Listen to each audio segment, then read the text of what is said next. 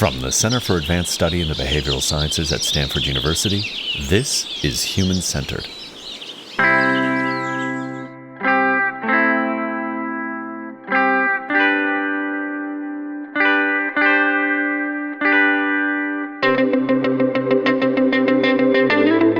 Existing U.S. labor laws and regulations are terribly out of date.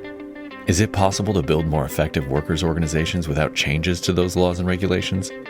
If boosting so-called worker voice is so important, as many claim, how does that actually happen? Today on Human-Centered, another panel discussion from our Social Science for a World in Crisis series. This episode, which originally webcast May 2nd, 2023, is titled New Visions for Effective Worker Influence, and it features a breadth of intellectual perspectives from John Ahlquist, a professor in the School of Global Policy and Strategy at UC San Diego and a 2017-18 CASBS Fellow, Oren Cass, the Executive Director of American Compass, and Veena Dubal, a professor at the University of California of Law San Francisco and a 2022-23 CASBS Fellow. Moderating the conversation is Roy Bahat, head of Bloomberg Beta. Current labor laws incentivize overly narrow and parochial bargaining units, which enable employer resistance, hamper organizational experimentation in unions, and preclude some organizational alternatives altogether. But changing the law requires workers' organizations and their allies to apply sustained political pressure beyond what they appear capable of delivering. Precarious employment, fissuring workplaces, and distributed supply chains are making it harder for workers to develop occupational identities and networks that support the organization building of the past. So what should change first? How do we crack this chicken and egg problem? And one quick special note to listeners. This episode and several others in our webcast series draws inspiration from the winter 2023 issue of Daedalus, a prestige publication of the American Academy of Arts and Sciences, that CASBS is creating a new moral political economy program curated from top to bottom. The entire issue is open access, and we'll drop a link to that in the episode notes. But for now, let's listen into the panel conversation about new visions for effective worker influence.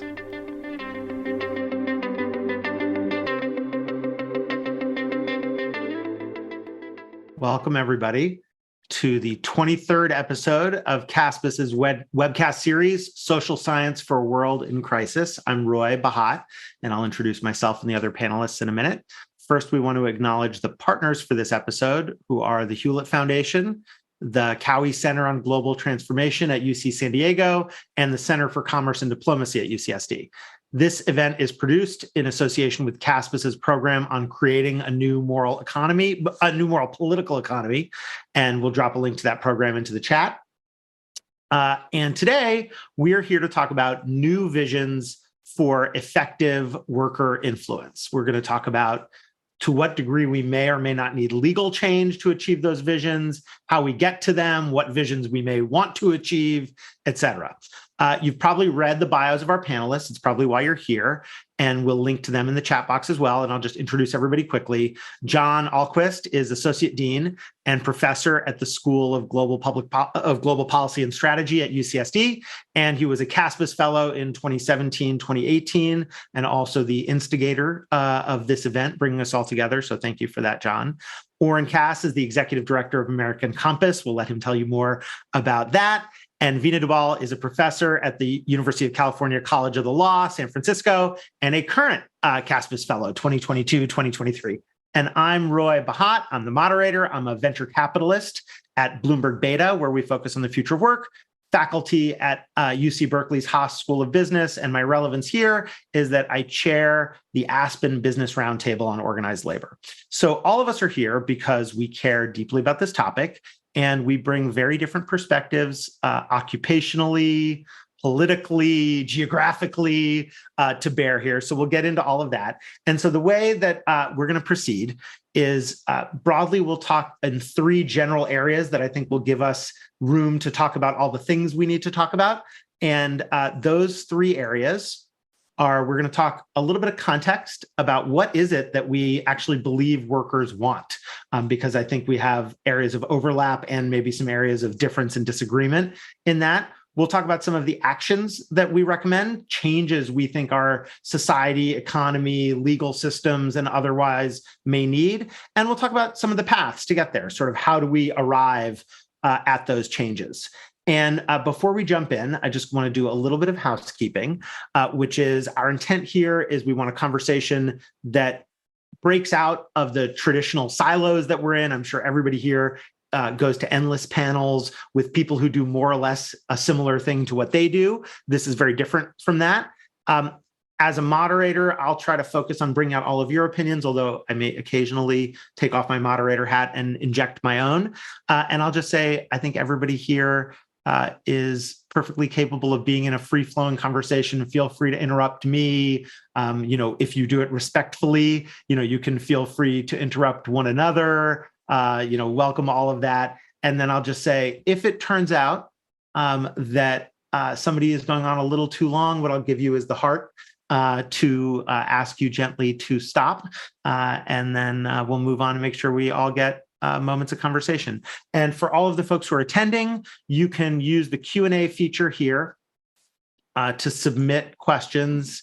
And we ask that you keep your questions concise and on point. We may not be able to get to all of them, but we'll certainly try to navigate through, and we will read them after the event concludes. Okay, so let's just jump right in. So we're going to start first with talking about what workers want.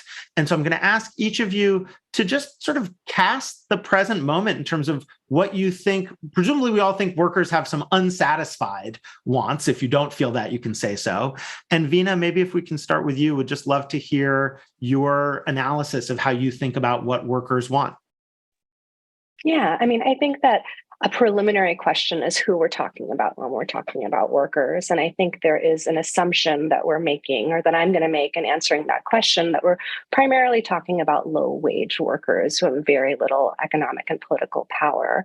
And so I would say that workers want the same thing that they have always wanted, which is security, higher wages, more voice in the workplace, more sort of control over how they work, when they work, and with whom they work. No one wants a boss, and no one has ever wanted a boss. I think that although there are sort of vast technological shifts taking us in the opposite direction, the sort of underlying sense of what workers, again, low-wage workers, want in their workplace and what they want in their life really hasn't shifted over the last century or so. Great, thank you. And I think we'll pick up on a bunch of those assumptions, but maybe, Oren, can I turn to you and ask, how do you think about what workers want? Yeah, sure. I think it's a great point to start with sort of how we define workers. And I would at least argue for defining it a little bit more broadly. I think, Bureau of Labor Statistics has a good definition of something like production and non-supervisory workers. What does that mean? Well, keep going. I want to make sure we untangle some of the words. In a sense, it aligns quite well with who the NLRA would define is eligible to form and join a union. But I think, management is probably beyond the scope of the conversation. Entrepreneurs, interesting question. But I think workers, I raise this just to say, the typical worker in America in that category, median wage is about $28 an hour. So we wouldn't say that person is, necessarily a low wage worker or barely getting by. But the problem is that 50 years ago, that median wage was also $28 an hour, adjusting for inflation. And so I do think it's important to think about the sort of mass market, in a sense, of American workers who have been collectively left behind. And in terms of what they want, I think I would agree with a lot of what Veena said. I think certainly security, high wages, control. I would probably disagree with the nobody likes a boss point. I think most people do actually tend to some degree, choose to be in a place of employment and actually tend to care a great deal about positive labor management relations. I think nobody wants a bad boss, but at least in our research, we've found, generally speaking, workers really want collaborative rather than adversarial relations with management. They really like the idea of worker organizations that have management playing a role in them also. And what I found most fascinating was when we look at what's the most important driver of job satisfaction, not asking directly, but looking at correlations across different responses. By far, the strongest driver wasn't those sort of absolute determinants of how we would measure job quality, but whether or not people reported having excellent relationships with management. And so I think that that's certainly a big piece of the puzzle as well. We have a lot of juicy stuff to dig into there, and we'll come back to it. But John, let me just turn to you and ask, how do you think about what workers want? Yeah, I'm going to pick up on this thread of the contested definition of who we're talking about and what counts as being a worker. And I think we all, in many respects, agree with what Veena kicked us off with. But I would actually think that it's quite contested politically who is categorized as what sort of worker, what that means for what they have access to. And we know that at least at some levels of firms, managers and executives are strategically deploying categorizations and titles and so forth for a variety of their own profit-driven and other interests. So I'm a little hesitant to just go along with current NLRA or legal definitions. And I would broaden it to include people who may have as a big chunk of their time the role of managing other people. And I think that also would extend to, say, frontline retail and similar workers, where a big chunk of their job is actually managing customers or relationships with customers. And the role of management or what managers might want is something that I think is understudied and underappreciated. There's a little bit of a current thread of work highlighting the kind of moral and emotional toll that being a mid-manager can place on those individuals in terms of what they may be asked to do or the types of decisions they may confront with their own workers or the teams that report to them and so forth. I think that's a really rich area to continue to talk about who we'll be talking about in terms of workers. But if we're going to look specifically at frontline workers in the kind of major growth in sectors where we've seen a lot of job churn and upheaval and demonstrable unhappiness, especially during and after the pandemic, we are seeing, I think, a broad sense of dissatisfaction, but a relatively, at least in the survey work that I'm in the midst of doing with the Worker Empowerment Research Network, which is a big interdisciplinary group of scholars trying to help understand this. You're seeing a very broad sense of dissatisfaction, but also, I think, relatively thin understanding or engagement with some of the opportunities that might be presenting themselves, whether that's a formal union or something else, in part because some of these opportunities are hard to access for many workers, and they may be distant in time and space in terms of what that actually means. So, we can get a lot from, say, survey data, but I also think that it's limited in some really interesting and fascinating ways. In terms of what translates into job satisfaction, I'd agree with what Oren said, but one thing I would add is that we're seeing very strongly is, as if not more important in predicting job satisfaction, is the kind of vertical voice at work, whether and how they have relationships with their managers and voice in some domains on the job, but also the quality of their interpersonal relationships with their coworkers on the horizontal level. And what is their ability to know and connect with and understand who their coworkers are and what they're doing, and what types of relationships or shared interests they may or may not be able to construct.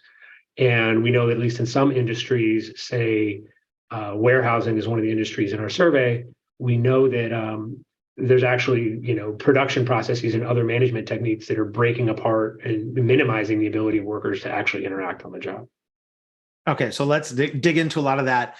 I just want to recap. I heard some areas of agreement. So just to make sure, I think I heard everybody in some form or another express that there's broad dissatisfaction.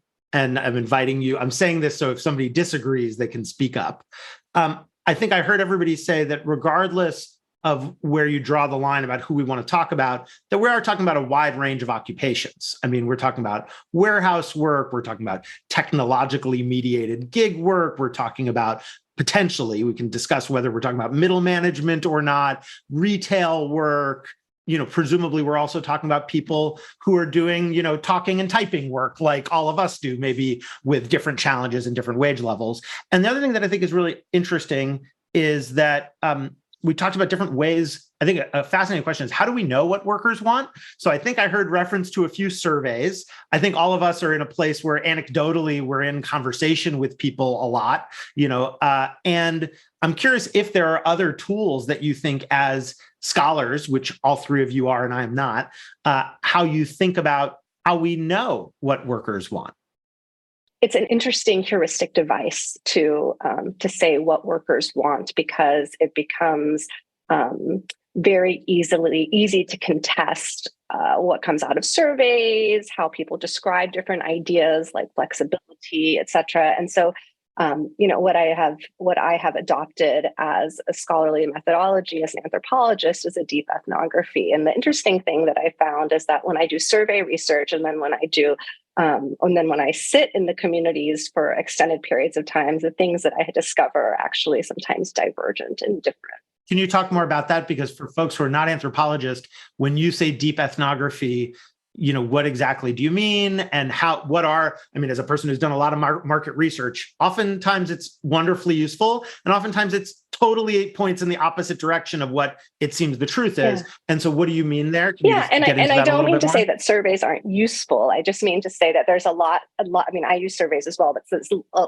a lot can be disentangled from kind of survey research. I'll give you maybe an embedded example. So, probably people know my research is on on-demand work, and I've spent the last decade of my life researching on-demand workers. This means I spend a lot of time with them in their spare time and their organizing time. I go with them to protests. I go with them to regulatory meetings. I'm on text message exchanges with them. I am embedded in their communities. So this is not like sort of one-off research.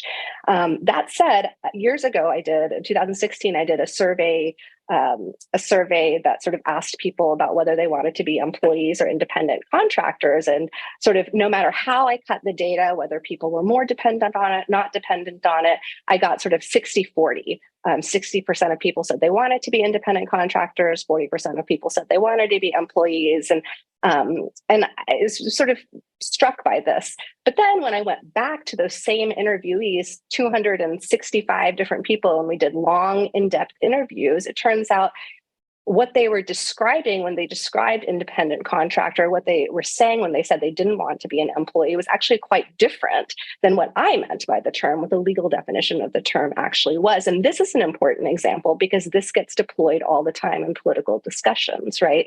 It has very sort of important regulatory implications if firms can say, well, our workers don't want to be employees. They want freedom and flexibility. These surveys end up meaning something, having real implications for people's lives when maybe that's not actually what was being captured by the survey. Yeah, I mean, I think we've all seen sensitivity to wording. We did a survey a few years ago together with New America, where we just tried to ask the general population what they wanted out of work.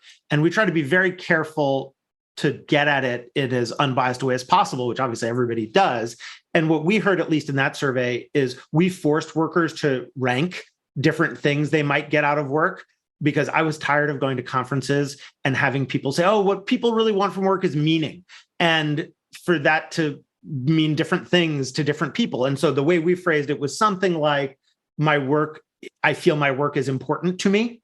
And what we discovered is below $150,000 a year, meaning barely ranked. And in fact, wanting higher wages also barely ranked. What ranked was stability and dignity. And so people preferred more security. And one of the ways that, of course, economic data doesn't tell us very much in the US is we don't really see things like volatility in the data. We look at things like annual household income. And so, that was one of the things that set me on this journey. Let me talk about a few areas where there's maybe some disagreement. So one was about who we ought to talk about and sort of how high up the wage scale should we go. Another was, are we talking about folks who are covered by the National Labor Relations Act or not? My view is we have a lot of Americans who are not covered by that act and still work. And we ought to think about them too, of course, and that includes contractors who are independent contractors. It can include domestic workers, people in plenty of other categories. And then the last thing that I heard was this nobody wants a boss question. And, my having been a boss and having been bossed, I'm often surprised that there are some people, and this is now anecdata, but some people who really do want that daily guidance from a human being. And I think we can all agree nobody wants a bad boss, but maybe Veena, say a little bit more about what you meant. And then Oren, I want to tug at that thread a bit more. Yeah, I mean, I don't disagree with what either you or Oren said. I think that some people do function very well with direction.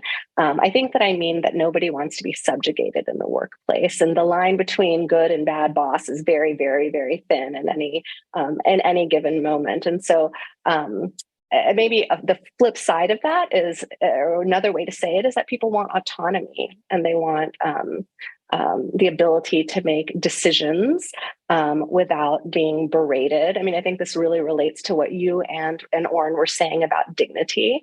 I'm in a particular line of research, a particular group of people who really, really, really do not want a boss, which is part of why they do this work. And so I hear it all the time, and so I articulate it in that way. But I think it can be more universally articulated as, and this is, again, not anything new about this particular moment, but people want autonomy and dignity at work. Yeah, what's interesting to me about what both you and Oren said was that there was a relational, actually, John, you said this too, that it wasn't just about what their experience as individuals, it was a relational kind of an experience in terms of the community. That's the word I heard, at least, horizontally and vertically.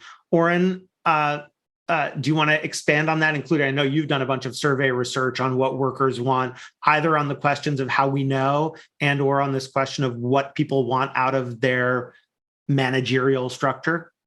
Yeah, sure. I guess I should clarify. I think we all agree on the National Labor Relations Act point that it is a subset of the folks we're talking about. I do think its distinction of management versus not management is important, and I think we have a fascinating conversation about the challenges of middle management in America. And there would be some areas of overlap, but I think it would have to be a quite different conversation in a lot of ways. And the types of solutions we might want to look at would probably be pretty different as well. I think the how do we know question is a really interesting one. And I've found that the two best ways to look at it are, one, to just look at what is actually going on out in the world, and then use survey data to try to better help understand that. I think there's a lot that we can learn just by looking around at the choices people are making, in the aggregate in different situations, and that at the end of the day, that has to certainly receive a lot of credit as particularly probative of what they see and how they want to make choices given the constraints of the world. And then I think what I find really useful about survey data as a way to supplement that is that it provides a way to look at some of those broader themes. I think one point that's sort of the glib, obnoxious panelist point that I'm glad none of us has made is workers are different. They all want different things, right? Like that, that's less helpful in some respects. And there is, at the end of the day, sort of broad categories that you have to think in terms of if you're going to understand the world and especially make policy. And I think surveys especially help you to understand who those groups are and how they relate to each other, even if you don't get the kind of color that the individual conversation gives you. Well, so let's get into it in the context of some trends that are affecting all workers. I'll just take off my moderator hat for a second and say I'm an advocate for including some management in this conversation. And the reason I feel that is that if I think about who has aligned interests, the junior most manager in a very large corporation, I mean, I teach in Cal at the business school.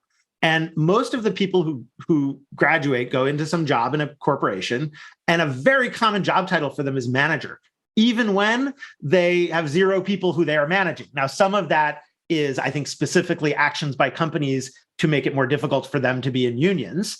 And some of it reflects the changing nature of the modern organization, which is that management does not necessarily mean this distant, imperious, capital-owning boss. The interest of, I've talked to a bunch of the Starbucks workers who organize. The store manager feels in some ways in the same bucket that the baristas are in. Not in every way. There are meaningful differences and meaningful power differences. So that's just my one little plea for that. And so let's talk about, I think everybody's kind of made the point that many of these wants are somewhat stable over time, and that makes them no worse that they're still unsatisfied, that American workers feel like they're following the rules of the society and not getting what they deserve.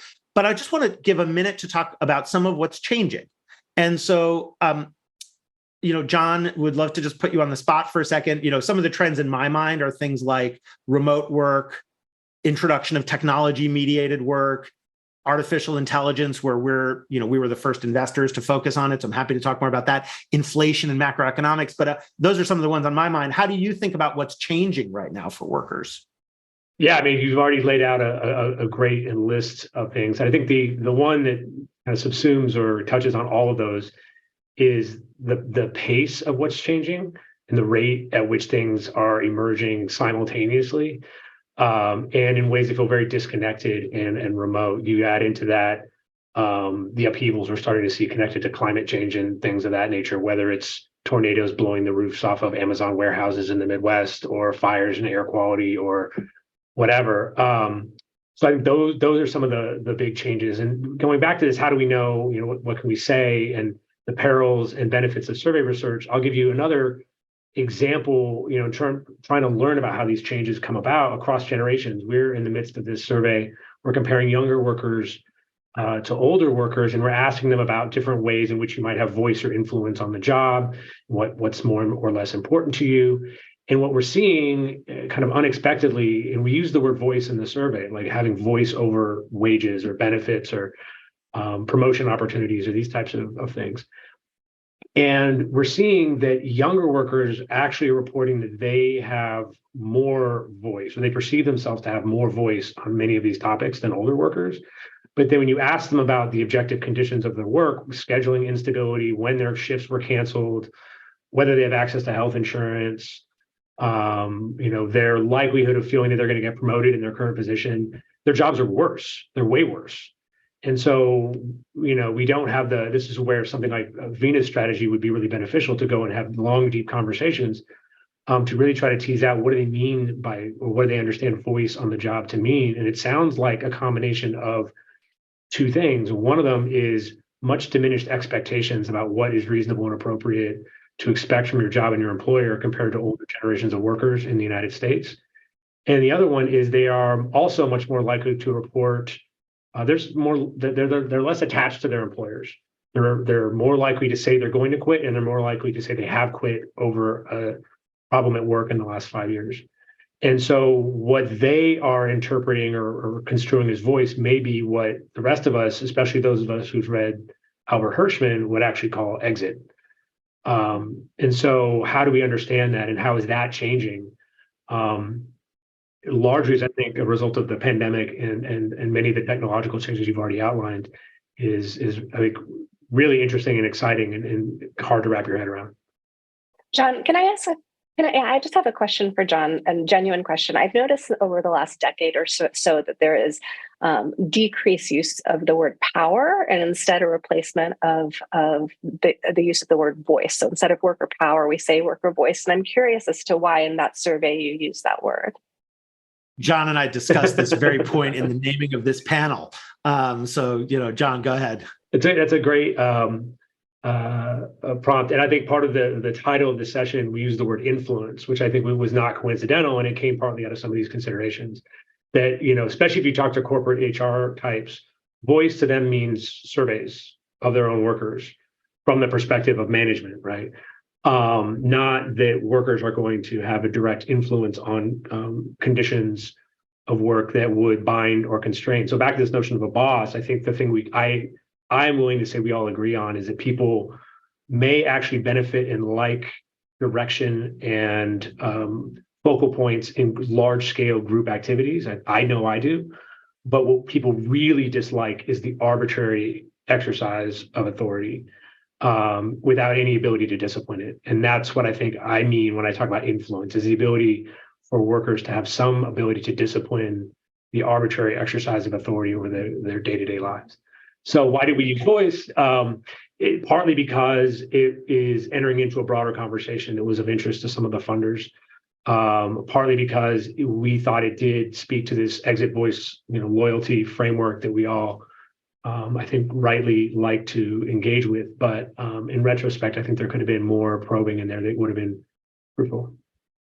I want to pick up a little bit on this arbitrary exercise of power point, which I think is really beautifully put, and it relates to a point, Roy, that you stated earlier, which is about one of sort of the shifts that we're getting at in relationship to worker influence or power or voice or whatever is the use of specifically digital technology to surveil, to allocate work, to allocate wages, to analyze work, to evaluate work, to do all kinds of things. And one of the hardest things for workers in this process is the obscurity of it.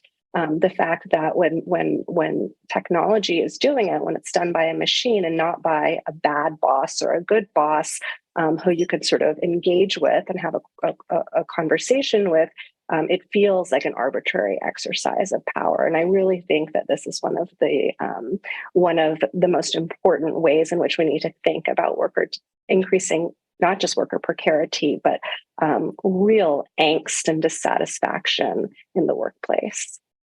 Yeah, there's a great book by Cliff Nass, the deceased Stanford professor, that I think it's called The Man Who Lied to His Laptop. And it's about how the very same actions that come from a person versus a machine, we psychologically interpret, of course, in very different ways. And so people can be very arbitrary. But if software is arbitrary, we relate to it very differently, and it produces anger in different ways, some of which are fair and some of which I think are unfair. But it's definitely a different kind of a transaction. And certainly, I use the word obscure, Veena, which I think is a really good one. And I'll just say I am a fan of the word power, and the reason I'm a fan of the word power is because voice. Some people hear something different than what the person is saying it intends, and of course, because it's a more anodyne word, funders tend to like it a little bit more, which, shame on them. But power, whether it's scary or not, I think everybody hears the same thing when we talk about worker power. And so I prefer to use the more difficult word because I think it's more straightforward. Oren, thoughts on what's changing now that's relevant to what workers want before we move to soon talking about some of the actions that we recommend, changes we think we need? Yeah, sure. I would actually jump in on the voice versus power issue, because I think they're obviously very different and both very important, but I think they are both important because they are different and that they that they meet different needs that workers have. And I think, as we've been talking through some of these, factors about what workers say they want, what we think that workers do want, there is a way in which I guess I would distinguish them as voice means being heard, having an opportunity to give your opinion, feel like somebody has taken you into consideration, almost in the way that, in the due process sense, we require a hearing, right? And that means something, even if you have no power in some governmental adjudication. Whereas I think power implies that you have a conflict in interests and you want to prevail in that conflict. And I think, obviously, all things equal, power is a very good thing. I think, funders may not like the word power. My sense is that in a lot of cases, workers don't necessarily like the word power either, and that they are not excited about the adversarialism that power tends to bring in the workplace. And I say this because this was always what I found most surprising in all the research that's been done on what workers want. And this goes back to Richard Friedman's work, the book being called What Workers Want, where I think this result held steady over several decades of asking a really interesting question. Would you prefer an organization that was opposed by management but had power, or that was supported by management and had no power. And they used the word power quite directly there. And the supported or cooperative with no power was preferred like 2 or 3 to 1. What's your hypothesis on why that was? Well, I think what I'm saying is that, power as a sort of adversarial mechanism, I think in part, people of all stripes in all situations don't tend to like it and tend to resist it and want to be in a more cooperative relationship. I also think the experience of workers to a significant degree over this time period has been that exercising that power, especially to the extent it means sort of formal unionization, striking, and so forth, doesn't necessarily actually get you what you want. And so I think there's a strain of skepticism that sort of finding places where you disagree or are not happy with management and sort of exerting your will over them is simply not desirable relative to a cooperative relationship, even if it means you get less of what you want. And so, well, sorry, just to say one more thing, I think there's a really interesting distinction between wanting voice in the workplace and wanting power in the marketplace. And what I mean by that, and something that we do a lot of work on, is just the idea that, worker power in a lot of instances comes down to being needed. And whether that comes through something like organizing at the sectoral level, whether it's merely a matter of a tight labor market, being needed is an incredible source of power that actually promotes cooperation instead of adversarialism. And so I think it's worth saying you can be for power and voice, but also recognize it's almost sort of an extension of Hirschman, right? You might need exit, voice, loyalty, and power to talk about the sort of different situations in which people want to use and get the positive effect of using these different tools. Yeah, I think that, we'll move into talking about some actions we might recommend in a minute. I'll just say, I don't have the same adversarial read of the word power. As a business person, one thing I think about is that the threat of adversarialism and the possibility of cooperation often in partners not only frequently live side by side, but maybe have to live side by side in some cases, that a cooperative relationship without threat of exit or power in some form can be more hollow. And at the same time, as you know, and Oren, we've talked about this a bunch, I strongly feel that we have unnecessary, in many cases, not every case, but in many cases, an unnecessarily adversarial relationship between workers and bosses where nobody gets what they want. And so I think it can be a little bit both and. You also raised this issue of the workplace versus the marketplace, i.e., I heard you say there the industry or the economy as a whole, which I want to make sure we talk about in the context of solutions. And then the last thing I'll just chime in part because we got a question from the audience about AI and in particular generative AI models that can be conversational interfaces. And the question was, how will these benefits or costs land equally across the workforce? How will they be distributed? Will the gaps between the haves and have-nots widen further? And my read on this, first of all, nobody knows. That said, I'm not sure that the current generation, despite being an active AI investor, I'm not sure that the math of how AI and the current generation of AI, generative AI, plays out is all that different from technological introductions in the past, in the sense that, yes, in general, they have made prospects more unequal, especially in the US, where the rules of the game are set up in a certain way. And what I do think is very different is what John said, which is I think the pace, and the word I like to use is unpredictability of change. I worry much less about all the jobs being automated because 100% of jobs will be automated over some period of time.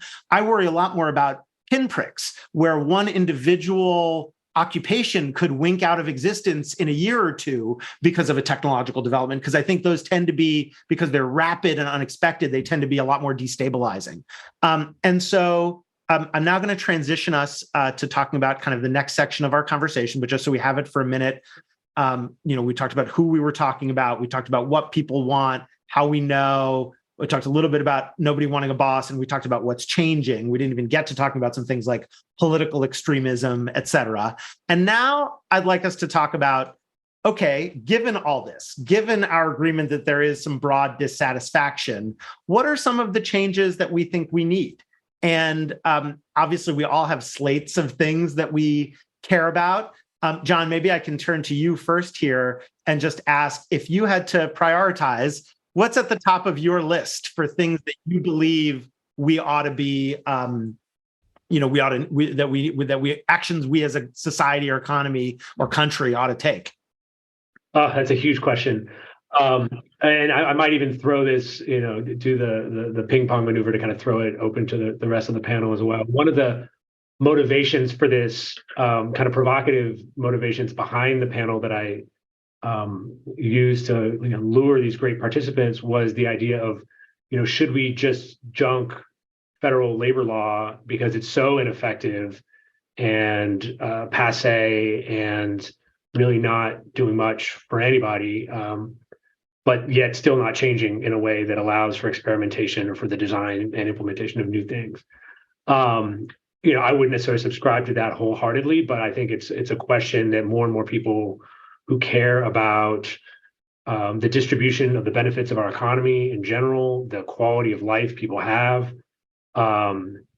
things of that nature I think are taking much more seriously. Because our existing rules and regulations are just so wildly outmoded. So, if I'm going to kind of give a lame answer, it would be, I want more ability to experiment within and across organizations and firms to enable I think Oren is right, that there is a desire for collaborative relationships, but also power. Or another way of saying is that when you ask workers about power, I think they get nervous, because they're usually the victims, or they aren't in the place to wield it, and they're fairly far removed from a world in which power is more balanced or countervailing, in the language of political science. And what you're really engaged in is a long-term bargaining relationship where there are gains from trade, and there are collaborative outcomes, and there are ways in which you can introduce and build new technologies that complement your workers and the products you're trying to build, and not aim at just necessarily replacing them. Great. So I heard experimentation loud and clear. Veena? Yeah, I think that to have this conversation, I have to first sort of, push back a little bit on how Oren described the workplace as a place where sort of workers and bosses see their interests as being one or being intersecting, because I think that it is very common for workers to want to be collaborative, to want to work for their bosses, to want to make their bosses happy. I don't doubt that research. What I doubt is that it goes the other way around, which is where the adversarial relationship actually comes in. It is very possible for an employer to voluntarily recognize a union and engage in a collaborative process, and that very, very, very infrequently happens.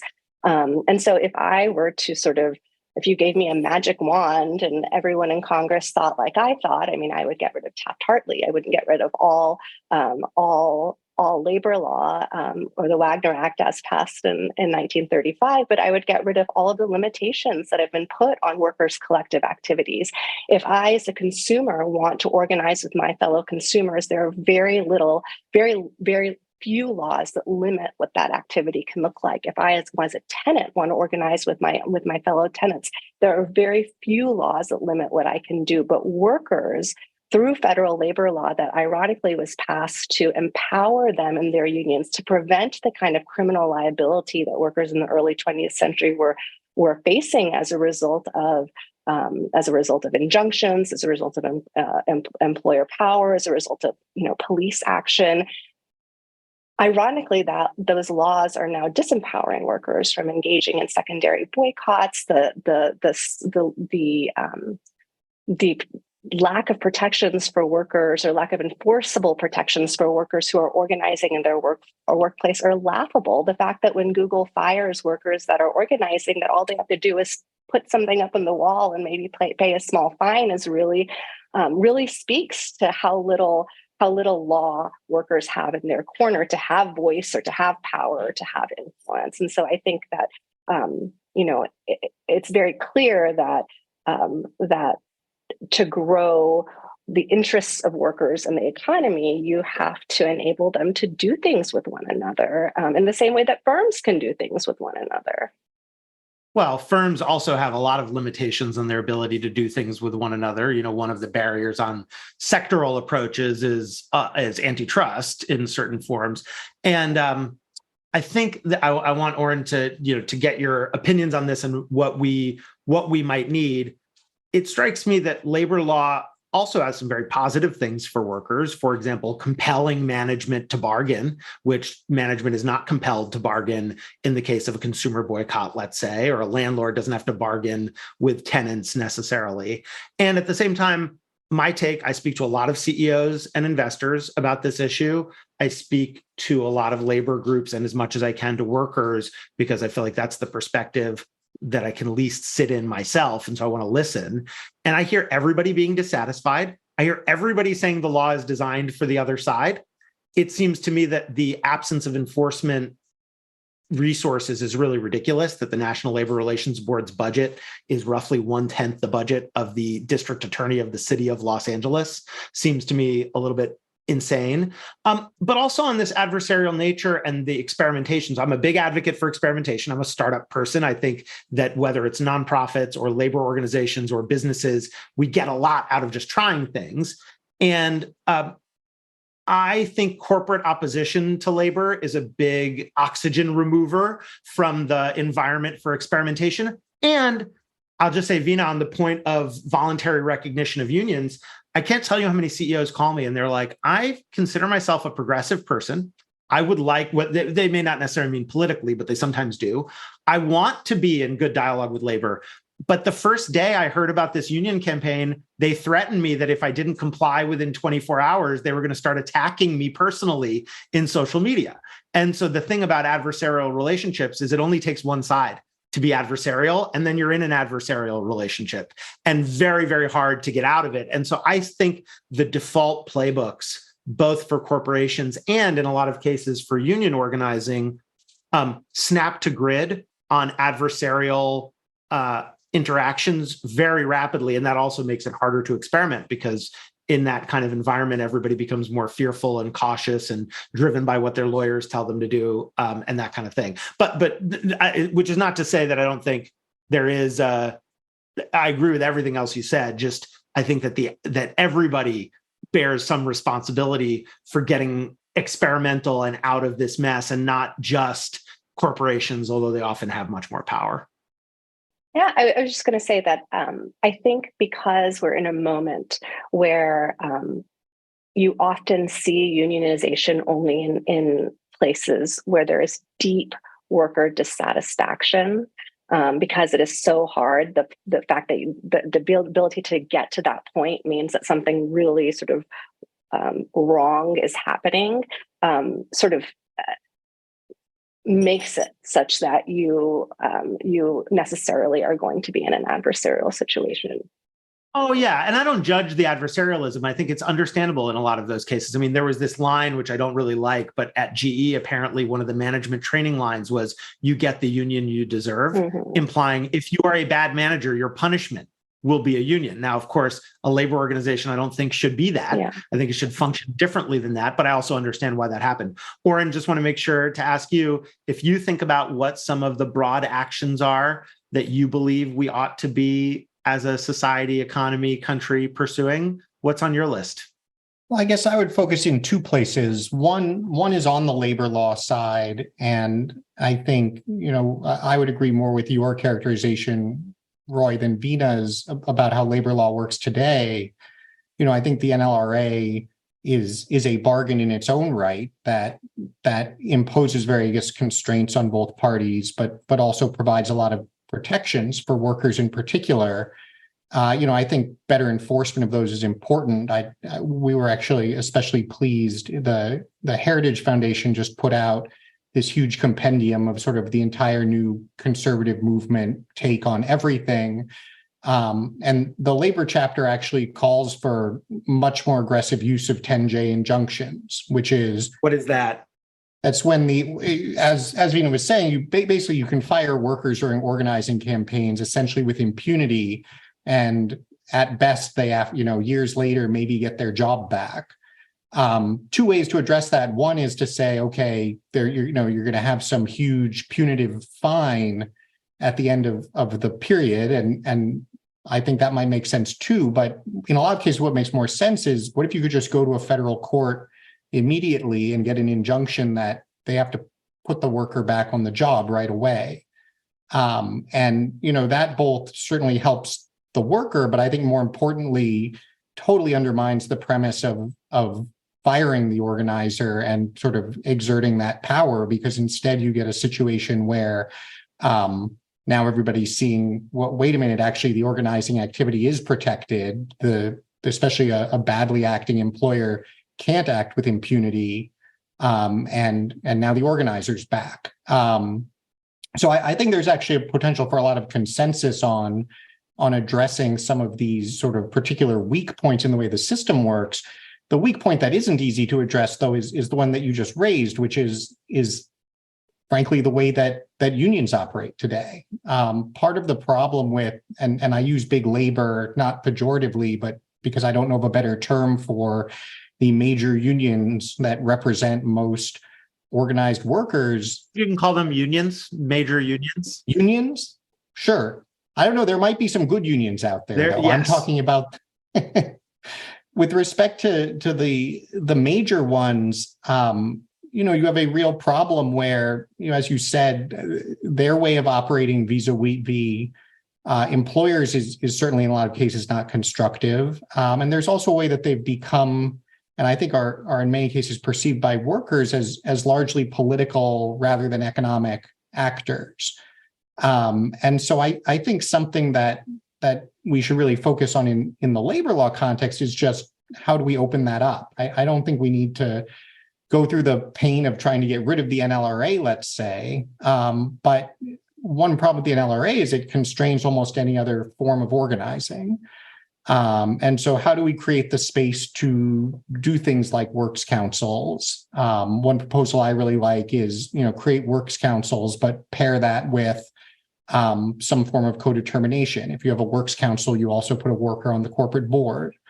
How do we create worker organizations that are not sort of fought for tooth and nail within a company, but are rather actual organizations of buy-in for workers that we run, including, federal money, employer money, through them to provide benefits, to provide training, to do a lot of the things that I think workers want more autonomy over and can do a lot better in a lot of cases. So I think there's a lot of opportunity there. And then just briefly, I don't know if we want to go in this direction further in this discussion, but I think it's really important, and I mentioned this briefly in the context of power generally, to keep in mind that a lot of cases, the best way to give workers more power isn't through a sort of labor law organizing mechanism, it's through a tight labor market. And I think we are seeing that to some degree right now and over the last couple of years. And very unfortunately, we have a lot of economists and others declaring this a labor shortage and an overheated market, and saying we have to do something about it before anyone actually gets a raise. And the alternative would be to say, no, this is exactly what we want, and in fact, we should push harder. And so I think that certainly implicates monetary policy. It implicates immigration policy. I think there's a lot that we can do if we recognize that workers being needed is, in a sense, the best thing that can be done for them. I want to talk about all of that. One category of solutions we haven't really touched on that I want to make sure we talk about a little bit as well as the industry level solutions, that a lot of times when I talk to companies, and we've got this Aspen roundtable, and they say, well, if I do this and my competitors don't, I'm screwed, which in some cases I think they're wrong, and in some cases I think they're right. And regardless, we have some cases where the nature of the labor organization is this organized by occupation, what's sometimes called a craft union. And we see the writers all just went on strike. They're not going on strike at Disney. They are going on strike as writers. And now part of that is because of the market structure of that industry, but similar things in building trades and in other occupations as well, where I think things work differently. The role of a tight labor market in all of this, I guess what you're suggesting, Oren, there is that some of the answers lie outside of traditional labor policy that are really about monetary policy and the Fed, and you mentioned immigration policy as well. So, okay, just want to make sure I heard you correctly on that. Yeah, and I'll just say I'm a fan of co-determination. I was shocked when, and this is my own naivete, when big unions opposed, the major unions opposed expanding, making it easier to do works councils. I think that, the declared line was that it would, sort of subvert thicker labor organizing activity to have these somewhat less powerful institutions get created. And I guess I see them all as potentially existing in an ecosystem where different places need different things. And, Veena, just one addition to what you said, I think that you're right, that it takes a lot of energy to activate somebody to unionize because there's so many obstacles to it. And so therefore, they must be deeply motivated by something. And it seems like in not all of those cases, is it because the working conditions are poor in an overall economic sense? Obviously, workers feel that way, but we have plenty of organizing at tech companies. We've had plenty of, among relatively high wage workers. I mean, I had somebody who I know people in their job make $500,000 a year, talking to me about their class interest in quoting Marx. And I was like, okay, that needs at least a second of thought before we, dive down that conversation. And, we've also seen cases where organizing happens at some of the better actors in an industry. I mean, I don't think anybody disputes, for example, that Starbucks tends to pay more than competitors do or be more generous. And yet the workers there felt some deep sense of dissatisfaction that made them want to organize. So I guess that's my just way of saying, I guess I fell in Oren the trap you just mentioned, which is it differs. It's sort of, it's complicated view of things. Veena. Yeah, I would just also remind us that about 6%, maybe less than 6% of the private sector workforce is actually unionized. And so there's plenty of room for experimentation that can happen. You can imagine in ununionized sectors that doesn't require legal change, what it requires is management desire to engage in these kinds of experiments. And as you said, Roy, the problem, even when you have management that is relatively progressive, is that, well, somehow this is going to make them anti-competitive.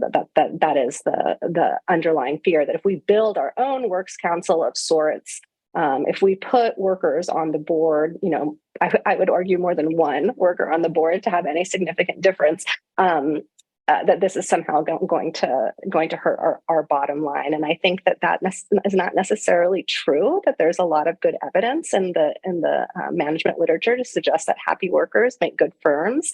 And so I don't know, maybe that's work you can do with your fellow VCs, and just like a cultural shift around, well, how can we experiment in the private sector marketplace without having to go to lawmakers to do it? There's room for that. I mean, I think there's room, by the way, so yes, that is definitely our charge, is to encourage that. And, real talk from the field. We have a CEO who's part of our group who voluntarily recognized a union in part of his workforce. And he said, immediately after I did that, productivity in that group fell off by 80%. And it's like, okay, were they just tired from the organizing? And he was pretty sanguine about it. He wasn't treating it as a big crisis. But when other CEOs hear that kind of thing, they think, uh-oh, I better stop everything. And so I think it's CEOs and businesses and also labor organizations. I mean, one of the stats that stunned me was we have fewer than 20 new labor unions created in the US every year. The bar to creating a new union is so high that, quote unquote, independent unions like the Amazon Labor Union are truly the exception and not the rule. And so, last thing I just say is I agree with you, more than one worker representative would be good, but even one makes a huge difference because the voice gets heard. that just in the context of voice, because you can't have power without voice, by the way. You can clearly have voice without power. Allows for flow of information back and forth, and starts to create the muscles that build real organizations. I mean, one group that's been public about this, there's a tech startup called Honeycomb that ran an experiment for a year at first, and they just renewed it, I think for longer than that, but I can't remember, to have a worker elected representative on their board. And what they talked about is all the ancillary benefits that figuring out the process to elect that person brought workers closer together with one another. By the way, to your point, Veena, about how it can be good for business, it's come up a lot in their recruiting conversations. And so that's a great example of a form of experiment that doesn't require law. And as one big union leader said to me, he said, "Do you think we need legal change?" He said, "Do you think the law was more conducive to unionizing in the time of Carnegie or Gould?" And it's like, okay, that's a fair point too. So I think we need lots more experimentation all around. John, you have a background that includes, deep political science knowledge. And so I'm going to ask you maybe, as we move to our last half hour here, the seventh grader question in me, which is about how a bill becomes a law, which is to say we've all articulated different kinds of experiments we might want to see, co-determination, maybe we agree on works councils, maybe we don't. We definitely, I think, all agree that more enforcement of existing law is a good thing, or at least different enforcement of existing law is a good thing. And then there are other ideas out there like sectoral bargaining. So how do we get from here to there? Yeah, another set of great questions. And I think one thing that has kind of bubbled up between what Oren and Veena and you were all saying is the interlocking nature of so many things here, that and it can be daunting because then it feels like you have to do everything at once, and it's hard to get even one, or you have to figure out the one key thing and try to push there. And I think the everything at once strategy isn't feasible or useful. Where you can start on a particular place is tough. I think one thing that is demonstrably clear is that the U.S. economy is extraordinarily brutal to working people and working families. And it's not just about labor law. We see it in housing. We absolutely see it in healthcare. We see it in transportation. We see it in the fact that rather than pay higher wages in the meatpacking industry, they want to roll back child labor laws. I mean, these are the laws you're seeing them roll back in Arkansas. They're trying to do it in Iowa and Minnesota and other places. Like 9-year-olds working in meatpacking factories? Yeah, without parental consent or the need to go and notify educational institutions or anything. And it's not at all clear how is that going to help develop a high intensity, high technology, competitive U.S. economy? It's not. It's divesting in the educational opportunities and the health of the next generation in the service of keeping chicken affordable in the meantime.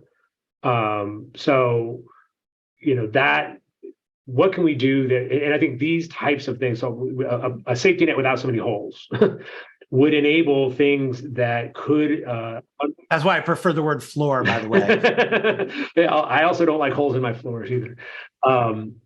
And this is, a long-winded way of getting to your broader point of a set of political institutions and policies undergird the ability of workers' organizations, whatever they look like, and competitive, innovative firms to have mutually collaborative things where they can invest in new technologies and skills.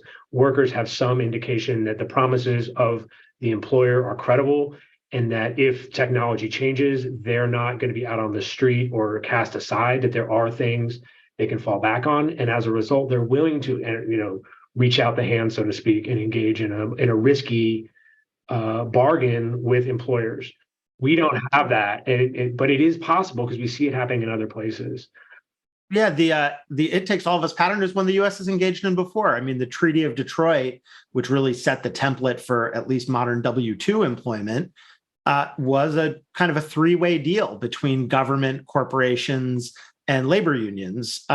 And so I think bringing all parties to the table feels essential. I think the path to that is something, we could talk about more of some hypotheses on that. Obviously, nobody knows or already would have happened. All right. So any other thoughts on actions we should take before we move on to a little bit more of the how? John, you gave us this not quite everything bagel theory, but I'll call it the multi-sector. I'll put it that way, which is you want to see, what I heard you call for is each sector has a role to play: government, business, labor. Maybe there are others too. I think, by the way, the cultural sector is big in this. Sort of, what are our changing narratives around work and the role of work in our society? Oren, do you want to share a little bit about sort of, you've got a think tank that is focused on making recommendations for government policy, and I'm just curious how you see us getting to some of those changes, or other thoughts on how things might change. Yeah, sure. I think the point about all of these things sort of being interrelated is true, but can also be unnecessarily intimidating. I think there always are places to start, and that making any progress, especially in this area where you're trying to, mediate between conflicting interests, the process of actually starting somewhere, showing that something, wasn't a disaster, maybe even made things a little better, both sides actually sort of behaved the way they said they were going to, is incredibly valuable, and can kind of provide the starting point that eventually builds momentum. And so that's something that we work a lot on. Our, not here's the 5,000 page bill that fixes American labor, but what are a few good places to start? And so, a couple that I would highlight as at least I think have a lot of potential. One is to the point, Roy, you highlighted around sort of industry level stuff and what's typically called sectoral bargaining. I actually think there's a huge opportunity here to address gig work that way. I mean, the gig economy clearly cannot be managed through an NLRA union, given the way it's organized.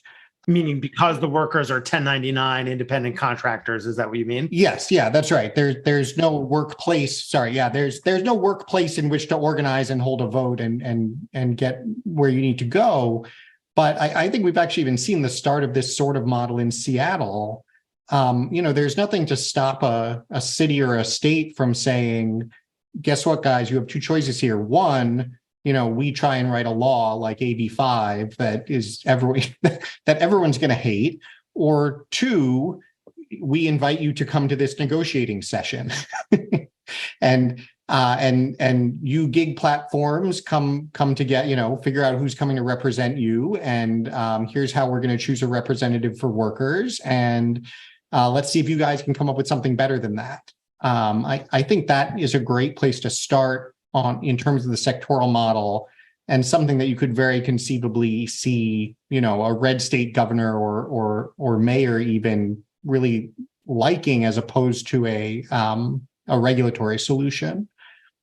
I do think cities and states feel like, when they're not preempted by federal law, which is one of the challenges, of course, with, the NLRA and otherwise, can be great places. I mean, I looked at advocating for something in California around gig work, just to give workers the ability to communicate with everybody similarly situated to them, would be a huge step up from, because when you're managed by, when your boss is an app, reaching your coworkers where there is no workplace is an issue.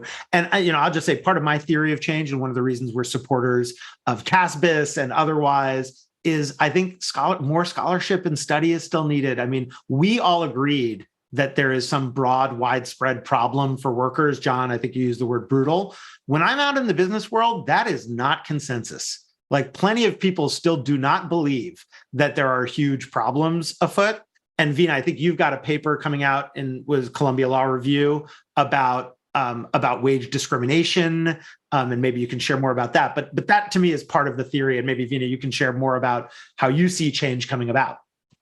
Yeah, thanks for raising that. So I would, we do have sectoral bargaining under the U.S. enterprise system. Roy, as you articulated, in the construction trades, we have it in the grocery sector, we have it in the writing sector, as we're seeing, and what's interesting around the nascent discussions around sectoral bargaining that are happening with regard to legal changes, so they're primarily happening with regard to ride-hail work and food delivery work where workers are treated as independent contractors. And what's fascinating is that traditionally sectoral bargaining, both in the US and outside the US, happens in places where workers have a lot of power. And these are sectors where workers have no power. And so one of the things that has happened in the Washington State example that Oren Cass was mentioning, that I should say, both the president of the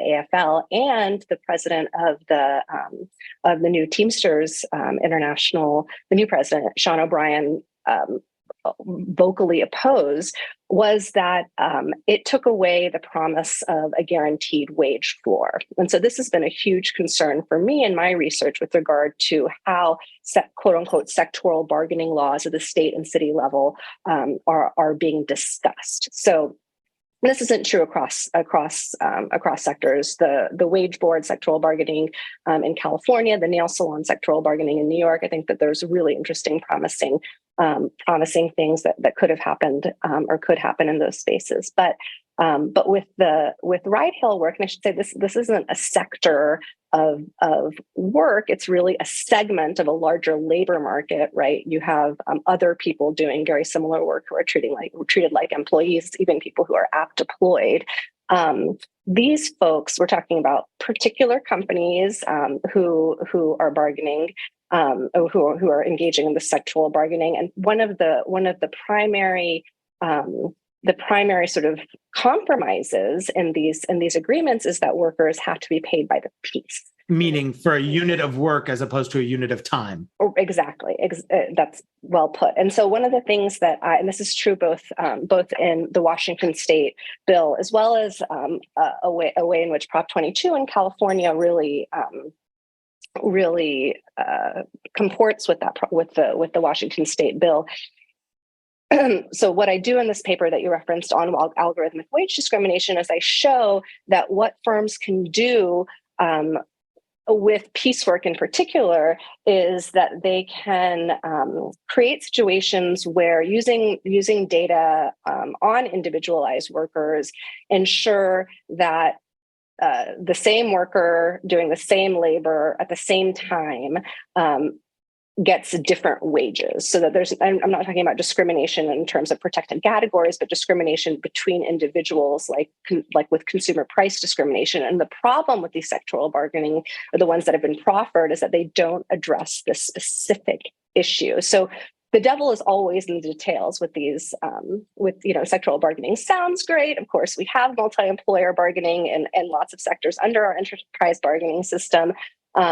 And what ends up mattering is, well, what are we going to have to give up to get there? So what does it mean for a primarily racial minority segment of a particular sector to not be guaranteed a wage floor, to not be guaranteed workers' compensation, to not be guaranteed unemployment insurance, and then to agree to some sort of bargaining context in which they can only bargain over some very few limited things? Like, what does that mean for them? Is that really something that we want to endorse to ensure that workers have more power and influence and voice? And one of the things that some of the dissenting workers in the Washington State case said was that they weren't on board with this, that they had been working to organize with their workers for a really long time, and they felt like they deserved the same rights as nail salon workers, as fast food workers, as low wage workers in every other sector. So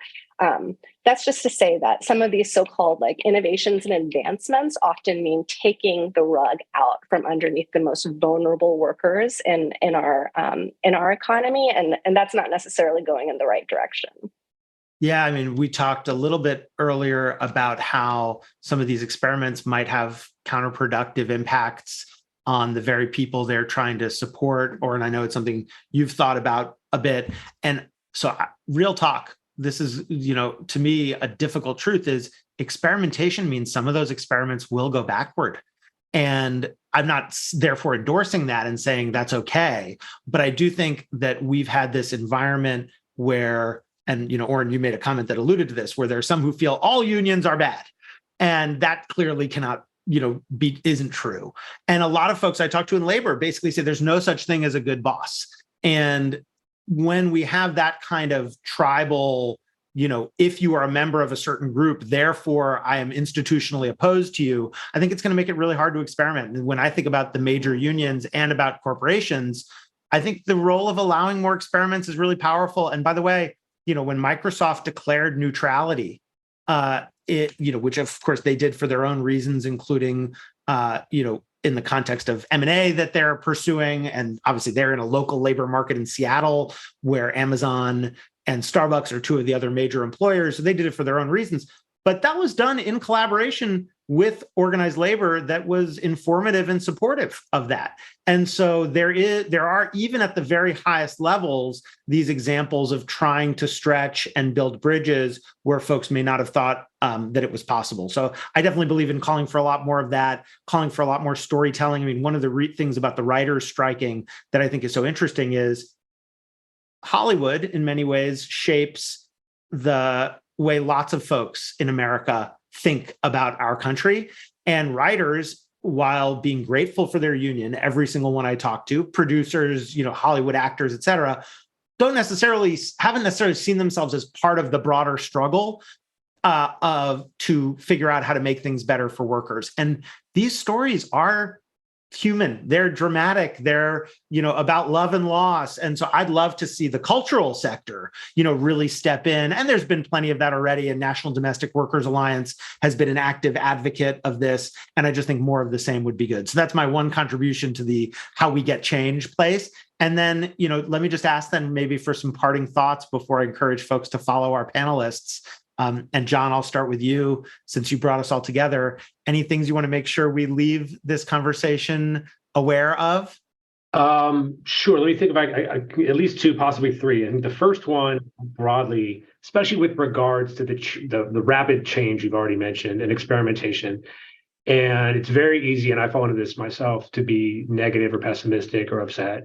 But there's extraordinary opportunities around here. And so we talked about AB5, and I thought AB5 was a big missed opportunity, trying to solve a very clear and demonstrable problem by really trying to force things back into a set of categories that were emerging from a vastly different economy and historical moment, rather than trying to build new categories and ways of thinking about things. I mean, so that's one. The other one is the real hard moment that we're facing is how can we find points of where's the deal space politically between the major political actors, whether it's at the state or the federal or whatever government level, and how can it be seen that a compromise here that takes advantage of many of the things Oren has highlighted is one that will be taken up by a segment of our political elite that basically refuses to bargain,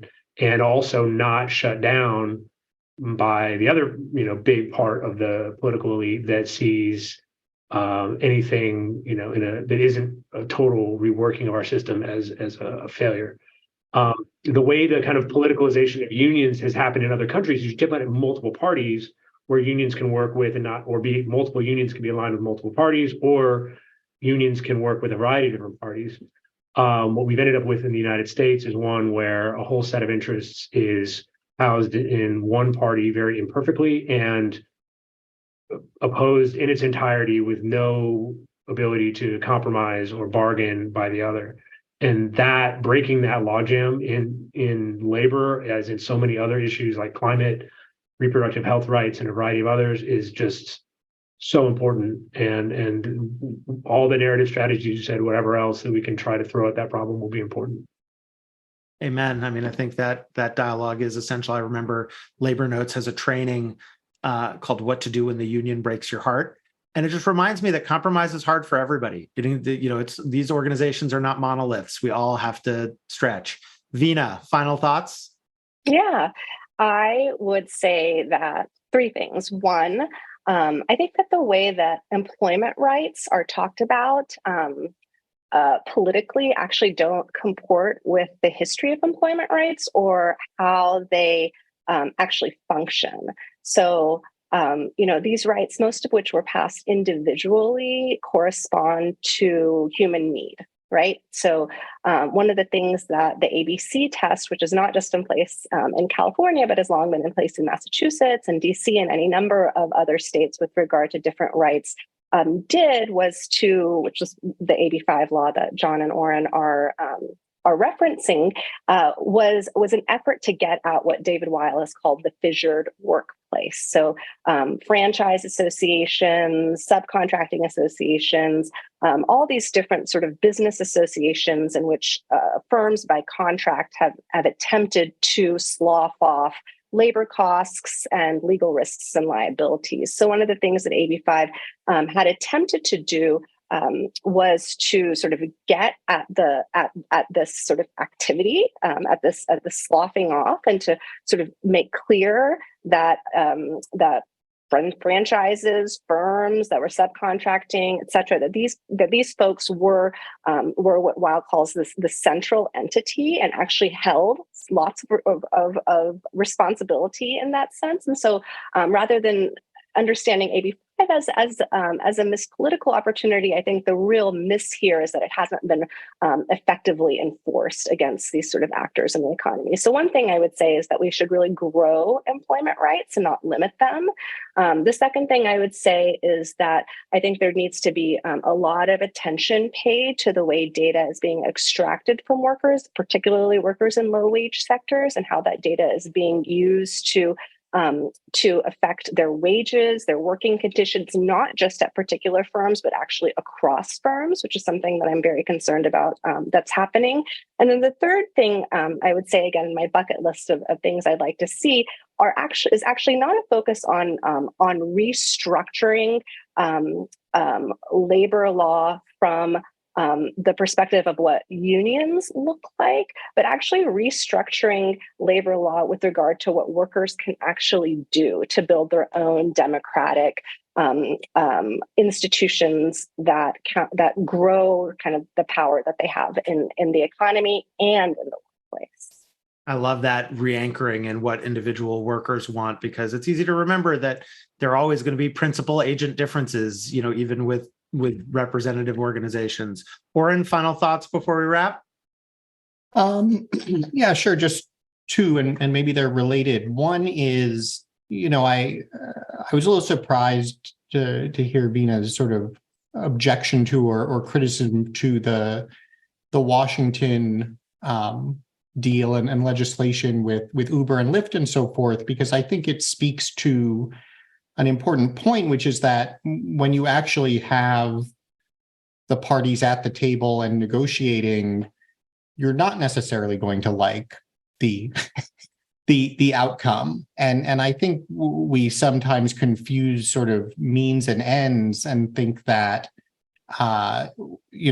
if we have the kind of power representation for workers that we want, we'll also get, therefore, the set of outcomes that we like, but that's not necessarily the case. And so I think, whether you have a traditional union or sectoral bargaining or anything else, you're always going to have a large segment of workers that aren't happy with the deal. That's, part of the upside or downside of unionization or any form of worker organizing is that sort of majority rules. And so I think, if we want to push further in this direction, it means accepting that we are going to get these outcomes, and not just that experiments are going to lead to a range of outcomes we don't like, but that even if we don't like them, that doesn't mean that the experiment was a failure. Sort of sub point of that I would just add that I think is really important to think about is, I think the exit polls in the 2020 election showed that Biden won union workers 56-40. But that, of course, includes all public sector union workers as well. I think it's probably safe to assume that Trump won the majority of private sector union workers or union households. And so that's a descriptive statement, not a normative statement. But I think it, again, speaks to the fact that what a activist, organized set of work organizations that were truly representing workers' interests look like may not look anything like the priorities that the progressive movement has traditionally had for it. And then I think the last thing I would just say is I it's really important, I think, always to remember that what worker organizing or power can accomplish or influence can be significant, but it is also to some degree going to be marginal. That is, that the true factors that are going to drive outcomes in labor markets and in the economy are going to be a wide range of economic policies, the types of businesses that are getting built, the types of productivity gains we're getting for workers, the tightness of the labor market. And we can't expect labor to sort of countervail all of those other things if they're going in the wrong direction. But it can be, I think, a really powerful piece of the puzzle when we're moving in the right direction broadly. Great reminder from the very micro to what do individual workers want politically, legally, and otherwise, to the very macro, that there are factors outside of the sphere of traditional, call it labor work, that obviously affect workers deeply. So I've got some of those notes on what we've said about some of the paths, different sectors, my plea for more scholarship because things are brutal. We talked about some of the experiments. We didn't even get to talk about fast food legislation in California, which is another major area for this. The role of the big institutions in allowing more experiments, and then the surprising effects of those experiments and the need for change in culture, both leadership culture and mass media culture. So thank you all for a conversation that definitely hit our goals, and which is to say, get deeper across occupational and belief differences. And then I just say every single person here is active in this conversation in other fora. And so please look up our panelists in all the places where they share their writing, their thinking, their advocacy. John, Veena, and Oren, thank you. And I want to thank to our co-sponsors, the Hewlett Foundation, the Cowie Center on Global Transformation at UCSD, and the Center for Commerce and Diplomacy at UCSD. And again, thank you all for all the work that you do as individuals, for being willing to lend some of your time, and John bringing us all together. Thanks, everybody. That was John Ahlquist, Roy Bahat, Oren Cass, and Veena Dubal discussing new visions for effective worker influence. As always, you can follow us online or in your podcast app of choice. And if you're interested in learning more about the Center's people, projects, and rich history, you can visit our website at casbs.stanford.edu. Until next time, from everyone at CASBS and the Human Centered team, thanks for listening.